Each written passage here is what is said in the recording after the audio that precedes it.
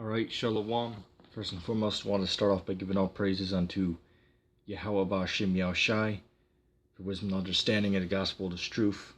Today, I just wanted to do a little lesson on this picture I seen when I was watching a YouTube video, and they showed just a couple pictures on the screen to describe what they were speaking of, and one picture actually caught my eyes, and I felt inspired to do a video on the image that I saw, and the image I seen is right here on the screen. It says, "Don't burn your opportunities for a temporal comfort."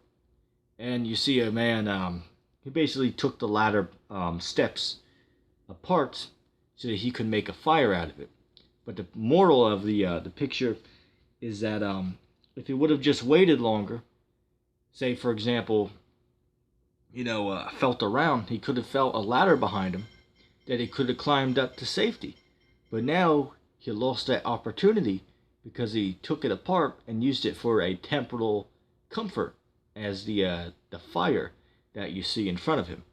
Now, who knows how he made the fire? That's irrelevant. That really don't really matter. But the point of the matter is, this is a very spiritual thing, man.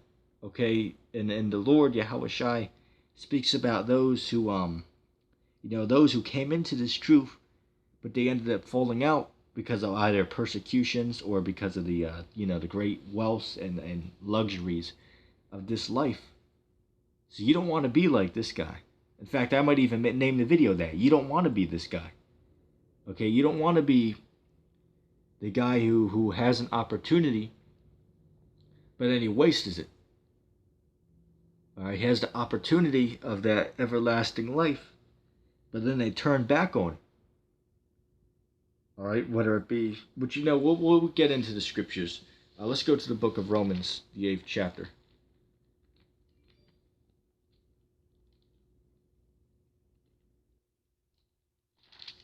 Bear with me a second.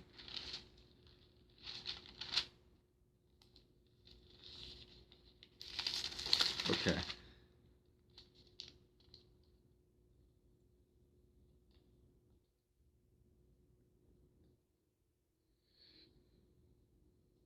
Okay, this is the book of Romans chapter 8 and verse 17.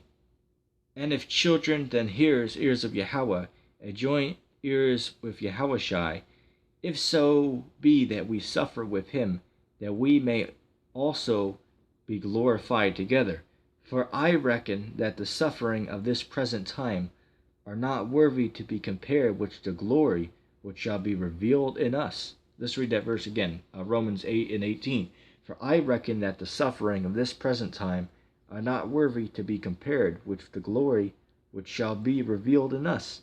Yeah, so you got to go through temporal discomfort in order to get that reward. Okay. I had a side note there that goes to the book of Luke. Let me pull it up real quick.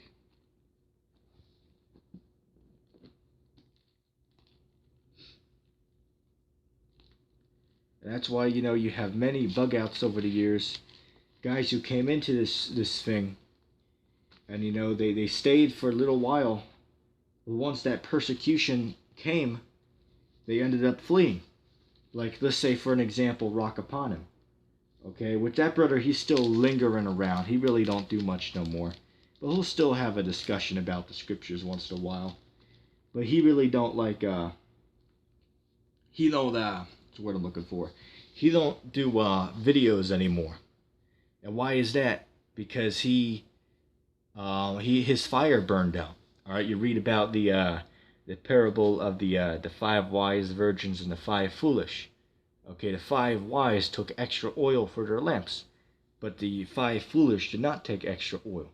What is that talking about? Which basically the moral of the story was the 5 that didn't take oil, they had to go and buy more. But what the ones who did have the extra oil, they were ready, and then the bridegroom came and took them, and then shut the door on the other ones. Well, that's parabolically speaking of the bridegroom is Yahushai, And the ones who made themselves ready were the Israelites who had the whole knowledge of the scriptures. And the other ones, they had to go to him that sold, as in go to those who are teaching the truth, and to go learn from them. But then they weren't ready in time. That's what that was referring to. Anyway, Luke 9:62. It says, "And Yahushua said unto him, No man having put his hand to the plow and looking back is fit for the kingdom of God." Yeah, once you come into this gospel, you gotta invest your time in this, man. Okay, matter of fact, I was thinking about making a lesson entitled "One Man's Trash, Another Man's Treasure." That's what the scriptures are, man. Okay, to many, the Bible is seen as being a basically a fairy tale. All right, basically just bullshit. In other words, but to many, it's seen as being, an actual truth, an actual historical, document, and an actual, true story, which we believe it is. Why do we believe it's actual truth? Because you, for one, can go into the scriptures and read about actual world history in there that can be confirmed to be true, and second, the prophecies, and way more evidence than what I can provide here in this 15-minute video. Let's see.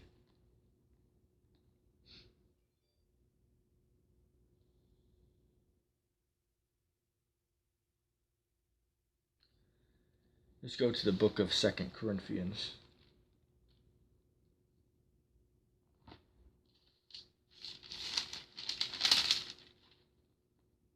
Second Corinthians chapter 1 and verse 6. Wherever we be afflicted, it is for your consolation and salvation, which is effectual in the enduring of the same suffering which we also suffer, or whether we be discomforted, it is for your consolation and salvation. Yeah, that's why the scriptures say, take cheerfully that which comes upon you, man. Okay, because you see, in this world, especially, with the Christian church, they taught people that,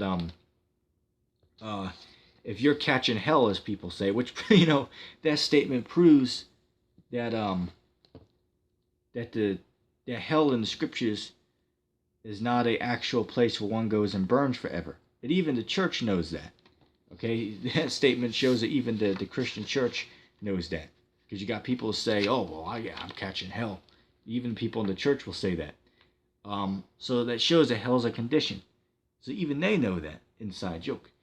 But as I was saying, they make it look like, if you're catching hell and, all types of problems, then that means that the Lord, is mad at you, and, that, you're doing something wrong. Because the way, the Lord's with you is if you have a bunch of prosperity and, everything goes right for you. That's what the church teaches. It's like a prosperity gospel. Okay, like what Joel Osteen churches, Slovakia.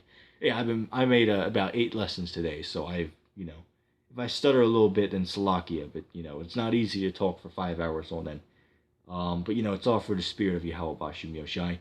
But anyway, as I was saying, Joel Osteen, as he says at his church, or I should say as he teaches, they teach, all about prosperity. Just like 90% of these other Christian churches. It's very rare that you'll see a church that actually speaks about, how being poor might be a sign the Lord's dealing with you.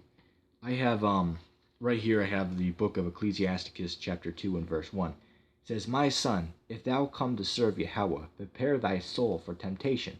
Set thy heart aright and constantly endure, and make not haste in the time of trouble. Cleave unto him, and depart not away, that thou mayest be increased at thy last end.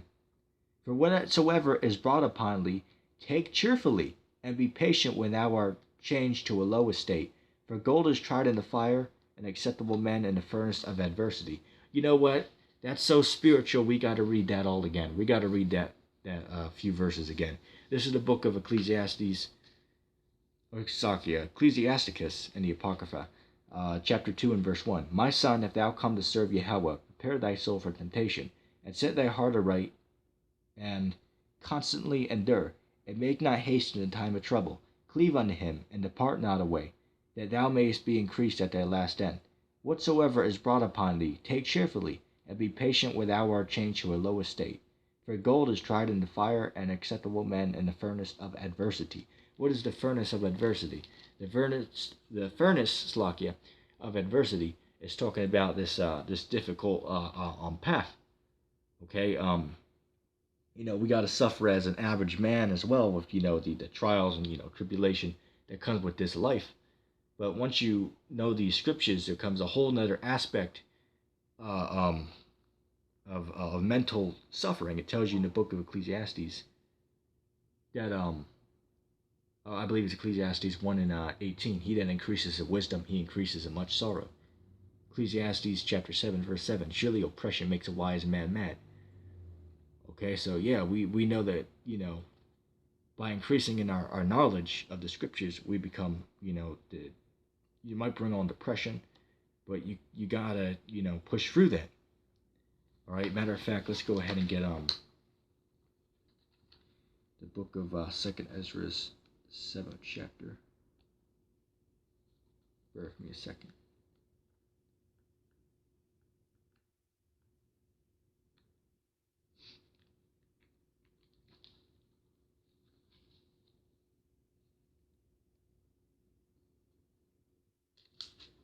This is the book of Second Ezra chapter 7 and verse 1.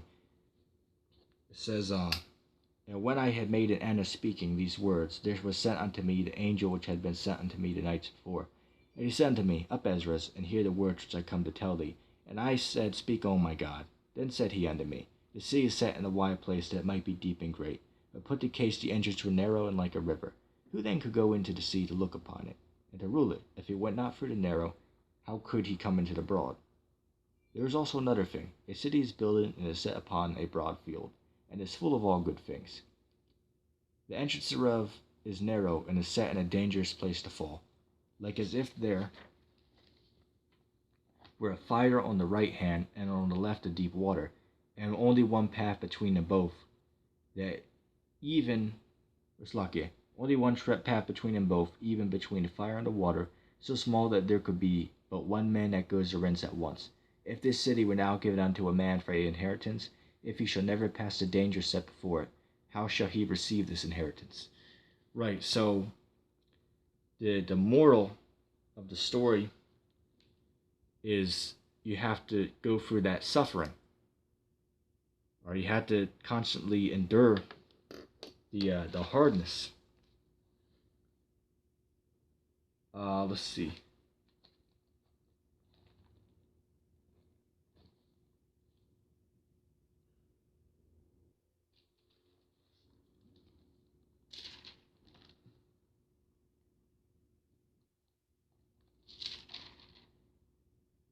Okay, this is the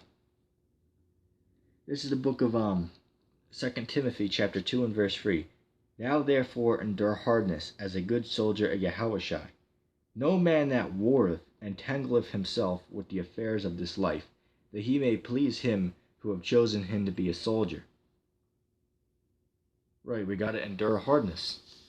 That's exactly what we have to do. Let's see. Let's go to the book of Matthew.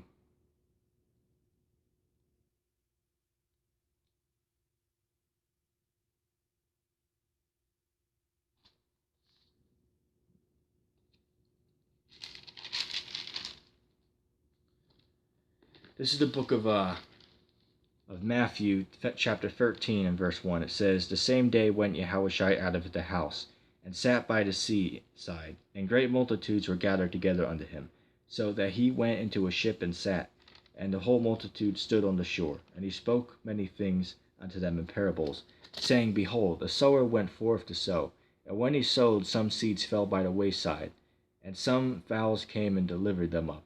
Some fell upon stony places, and where they had not much earth, and forthwith they sprung up, because they had no deepness of the earth. And when the sun was up, they were scorched, and because they had no root, they withered away. And some fell upon thorns, and the thorns sprung up and choked them. But others fell into good ground and brought forth fruit, some 100-fold, some 60-fold, some 30-fold. Who have ears to hear, let him hear.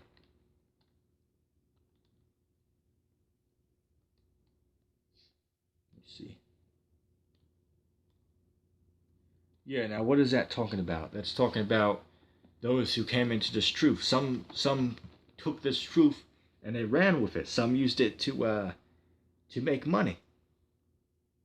Say, for example, Sakari, which I'm not dashing the Sakari. I believe they're sincere, but they make clothing products and are making a hell of a lot of money off of it. But you know, they're more of a political correct Israelite group. They don't know the whole role, so to speak.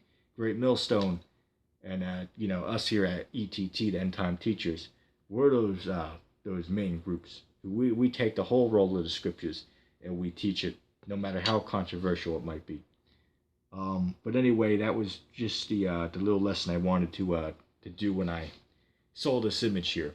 But anyway, I hope that was a good lesson. And with that being said, I'm going to say shalom.